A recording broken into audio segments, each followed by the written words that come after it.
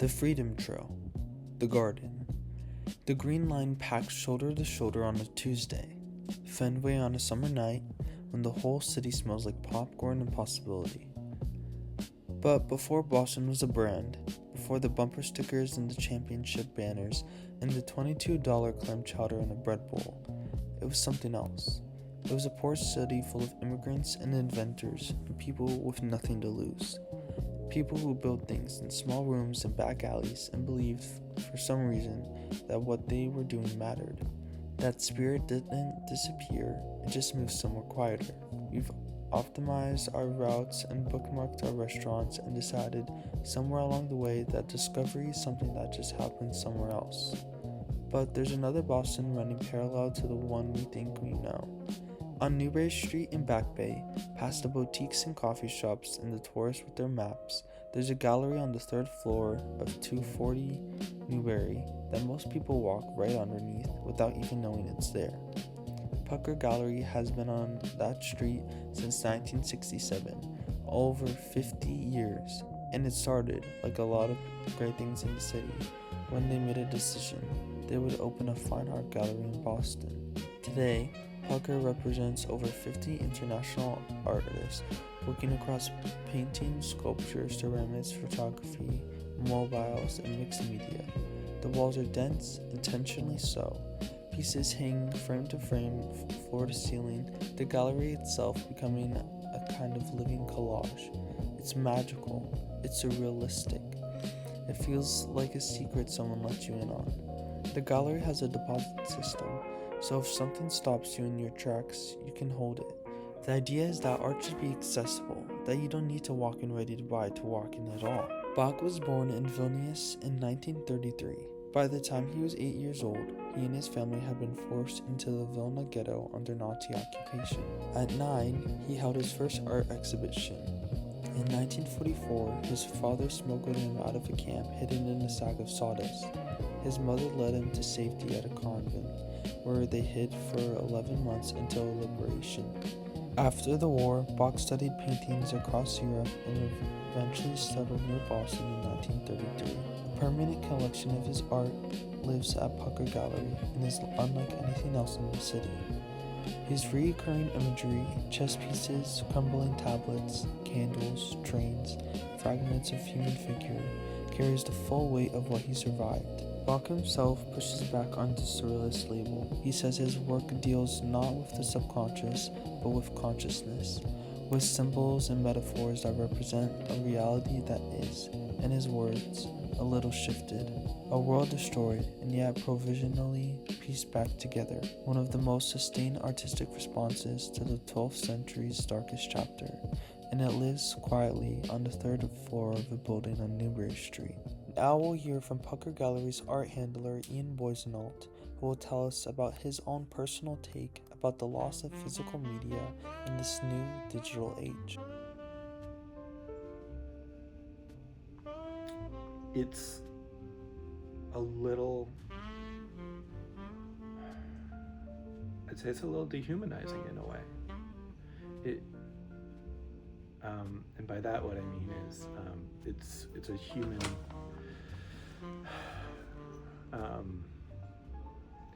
trait to when you're interacting with an object, or because that's the thing, is like we're makers, we work with our hands, we have incredible touch sensibilities,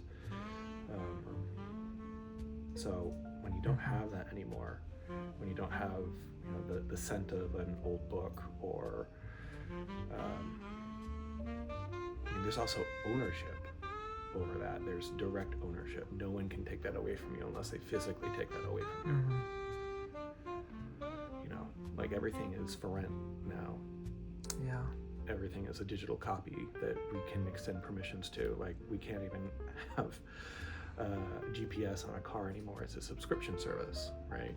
But if you buy the Atlas, you have the roadmap, but now you're stuck with this thing. So I don't know. There's a power in physicality, but then again, my background's in anthropology and I do like stuff. That's what Pucker has always done. Connected people to artists, to history, to something that they weren't looking for. The goal, as they'll tell you, is simple. Walk out and want to call the coolest person you know. Tell them what you found. A few miles away in Jamaica Plain, something else is happening. Something that started with a simple idea and grew into one of the most welcoming spaces in the city. Diversity Consignment began in Pembroke in 2016, founded by Ian Drake. By 2020, it had found its home on Cent Street, and it has been growing ever since. It's a thrift store, technically, but describing it that way is like calling a community center a room of chairs. There's a span of 2 floors. Upstairs are hardwood floors, brick walls, local artwork, books, bags, jewelry. Downstairs, carpet, ambient lighting, and games.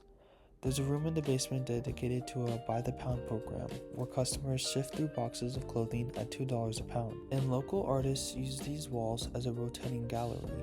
Their paintings, prints, and drawings are displayed while the store promotes their work. The space also hosts concerts, karaoke nights, drag shows, fashion shows, and even clown training.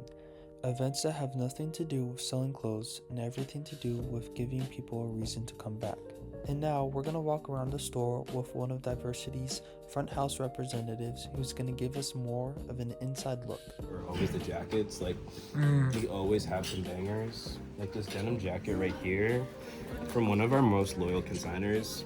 It might just look like a normal like Levi jacket, but it's from like a commuter series where, you know, the button fly, Oh, nice. the pockets and stuff like that. It even has like, you know, like ventilation on the back and everything. That's and it's sick. just like more flexible. There's even a hood in here.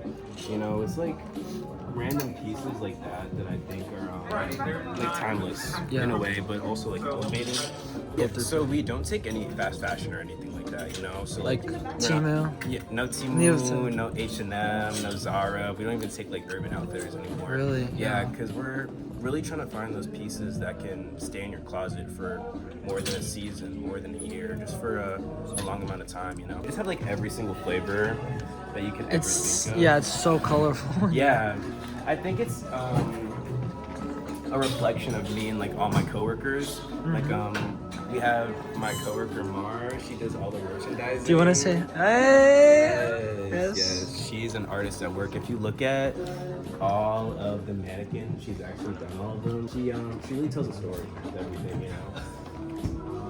Another one of my favorite just parts of the store definitely has to be just like the front window that we have and the setups that we have with the mannequins. Like, Yeah. it's just such a great way for us to kind of express ourselves and highlight what we have in the store too. Okay, now we have to go downstairs. Okay. Yeah, that's the I'm excited. I actually don't think I've been downstairs. serious? I don't think I knew that there was a downstairs if I'm And it's being crazy honest. because a lot of people don't know, or like they wouldn't assume. But this is where like all the magic happens All right. to me.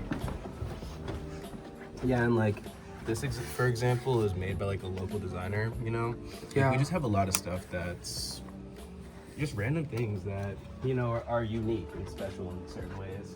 But yes, this is the downstairs vinyl record listening area. So many people can just like come here and just chill, you know, especially for like high schoolers. You know, we have like a couch, we have a like a gaming system and stuff like that back here, where you can just like hang out, you know.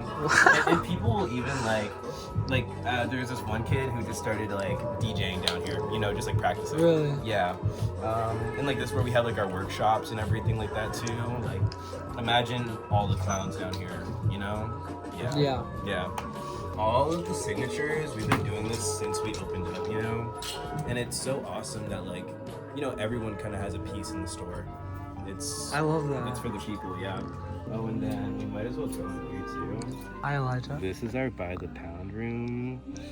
It's a little messy, but like, if you dig, you're gonna find a gem like every single time. You know, you just have to be like committed and prepared. Yeah. That's what I think. But when you donate with us, you also get 30% off, like your next purchase too, Oh, really? like a coupon. Yeah. Is it like anyone can donate? Yeah. And that's not anything that needs any requirements or anything like that either. Like, you can just come and be like, hey, I'm donating, and then we'll give it to you. Yeah, I mean, that's kind of the gist of everything, or at least like my favorite things Yeah. that are down here. 2 places, one that's been here since 1967 and one that's had its doors open in the middle of the pandemic. Both built on art, both built on community, both hiding in plain sight in a city that moves too fast to notice. Boston has always been this way, full of things worth finding, if you're willing to look.